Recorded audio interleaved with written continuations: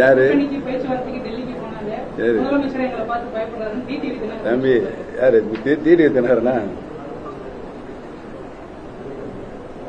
அவர் தேர்தல் பிரச்சாரத்தின் போது என்ன சொன்னார் நல்லா தெரியுமா?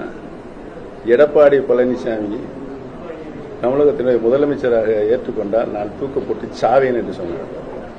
நடந்திருக்குதா? இப்ப என்ன சொல்றாரு? என் அருமை அண்ணன் எடப்பாடி பழனிசாமி என்று சொல்றார். சகோதரர்களுக்குள்ள ஏற்பட்ட சண்டை மனஸ்தாபங்கள் தீர்ந்துருச்சு.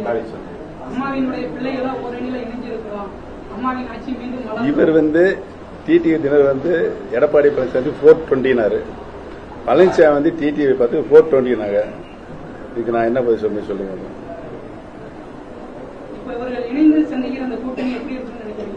இதெல்லாம் ஆக்டுங்க, நாடகங்க.